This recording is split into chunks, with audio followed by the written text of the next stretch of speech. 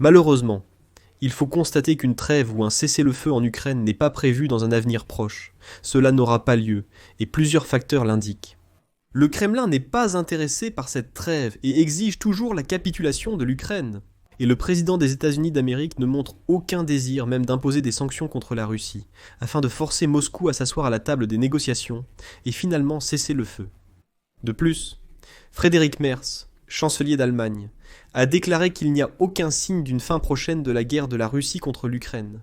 Les Russes inventent déjà de nouveaux scénarios fantaisistes sur une trêve avec l'Ukraine. Lavrov a qualifié cela de piège de l'Occident, déclarant qu'il n'y aurait pas de situation où un cessez-le-feu serait d'abord instauré, puis seulement ensuite une discussion sur la fin de la guerre. Aujourd'hui, il écrit que Poutine n'a pas besoin de l'approbation de Trump et que les États-Unis se préparent à se retirer des négociations. Et le dictateur a clairement fait comprendre qu'il joue selon ses propres règles et que le rôle de Trump n'a absolument aucune importance particulière dans cette affaire. Mais Trump continue d'affirmer que non. Voyons, Poutine veut en réalité mettre fin à la guerre, c'est juste que vous ne comprenez pas encore exactement comment. Discutons ensemble du fait qu'il n'y aura pas de cessez-le-feu. Cela semble déjà évident. Je m'appelle Alexei Petchilly. Aujourd'hui, nous sommes le 21 mai. Parlons de tout dans l'ordre. Avant de commencer, comme d'habitude, je vous demande de vous abonner à la chaîne, de liker cette émission et surtout de laisser un commentaire. Abonnez-vous aussi à ma chaîne Telegram Petchy Newson, lien dans la description de la vidéo. Là-bas, nous publions régulièrement des actualités au fur et à mesure qu'elles arrivent. Alors, maintenant, parlons de tout dans l'ordre. Aujourd'hui, de nombreux experts se sont déjà exprimés sur ce sujet, disant que, malheureusement, il n'y aura pas de cessez-le-feu en Ukraine. Le Kremlin n'en a pas encore besoin. Ils se préparent à l'offensive d'été. Donald Trump n'a pas l'intention de faire pression sur Vladimir Poutine, ni même d'imposer des sanctions pour le contraindre à négocier. Selon le département d'État américain, il ne faut pas menacer de sanctions, car cela pourrait vexer Vladimir Poutine et compromettre les négociations. Et, selon la conviction de nombreux analystes, par exemple, j'ai aimé la citation du rédacteur du portail Politico, Jamie Detmer, qui dit que la délégation russe à Istanbul, lors des négociations avec l'Ukraine, n'a pas simplement évoqué la guerre avec la Suède de 1700 à 1721, menaçant l'Ukraine de décennies de lutte épuisante. Et je vais citer encore. Vladimir Poutine s'imagine être le nouveau Pierre le Grand. Il a même une statue en bronze du tsar du XVIIIe siècle dans la salle du Conseil des ministres. Vladimir Poutine pense probablement que des actions militaires prolongées l'aideront à atteindre la plupart de ses objectifs revanchards en Ukraine. Mais aussi des négociations sans fin qui affaiblissent la volonté du président américain Donald Trump de parvenir à un accord de paix. Eh bien, et ensuite, Detmer a noté que la conversation téléphonique de 2 heures entre Trump et Poutine n'a pas fait avancer la situation vers la paix. Mais au lieu de mettre en colère le dictateur russe obstiné, ce à quoi espérait le président ukrainien Volodymyr Zelensky, et ce à quoi espéraient les Européens, le dirigeant américain, apparemment, est prêt à simplement abandonner et même à renoncer à cette insistance vantarde selon laquelle il peut mener la guerre jusqu'à sa résolution.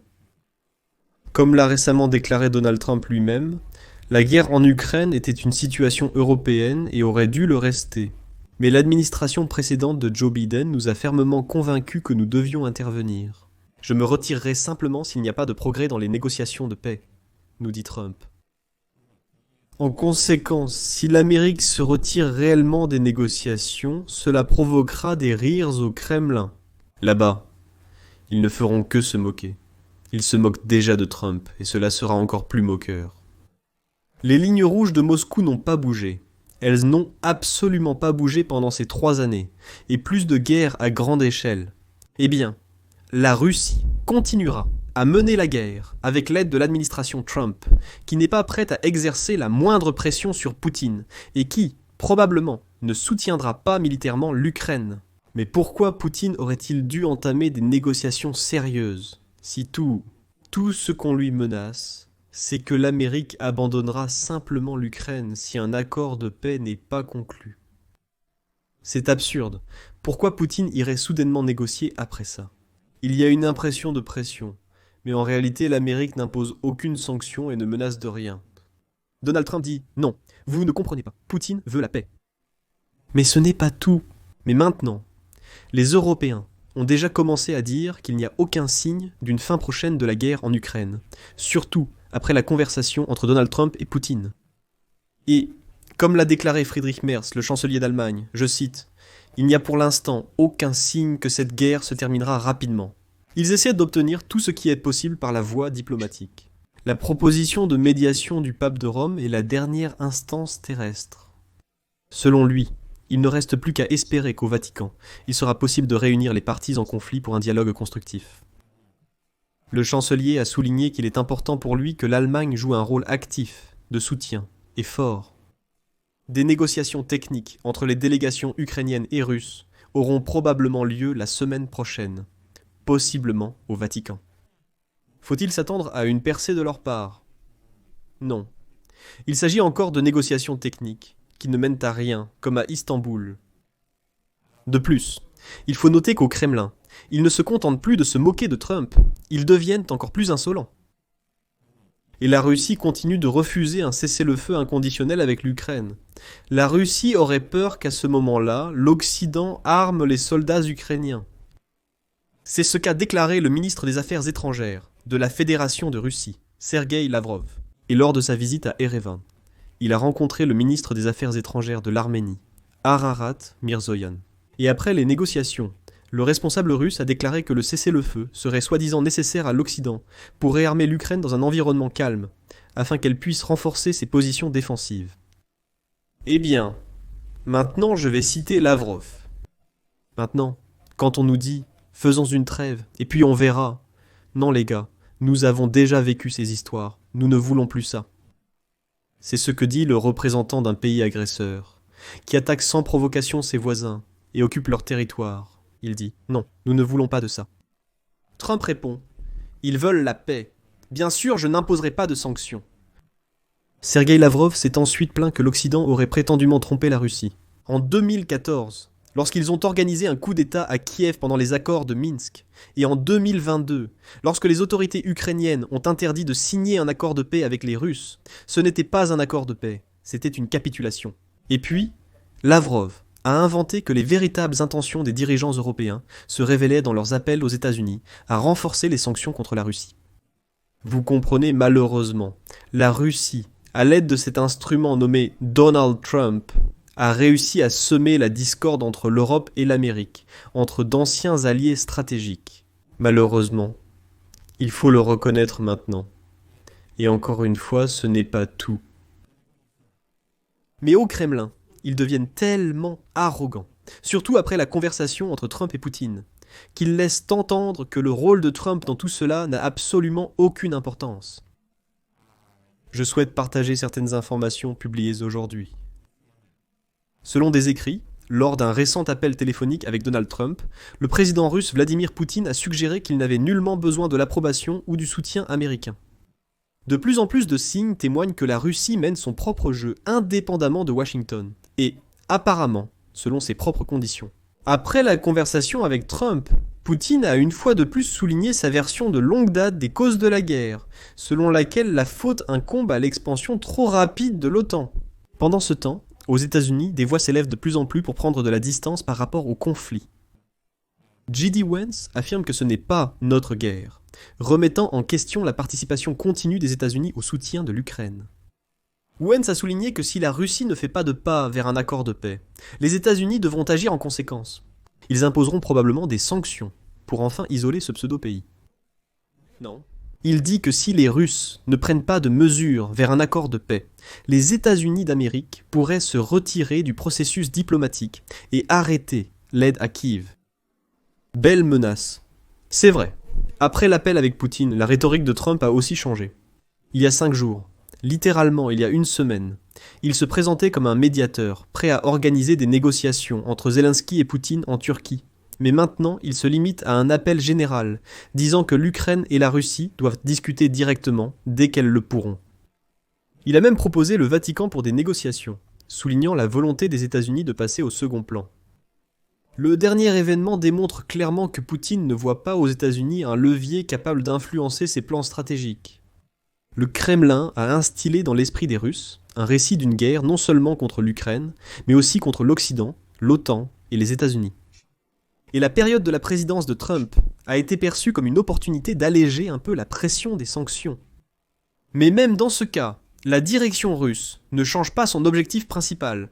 La guerre est existentielle et doit se terminer selon les conditions russes. Washington fait-il pression d'une manière ou d'une autre? Non, il ne fait pas pression. De son côté, Washington a des moyens d'influence restreints. D'une part, les États-Unis peuvent intensifier les sanctions, y compris les sanctions secondaires, comme proposé par Donald Trump, mais cela risque de détériorer les relations avec l'Inde, la Chine et d'autres pays clés. De plus, un allègement des sanctions sans l'appui de l'Europe a peu de chances de réussir.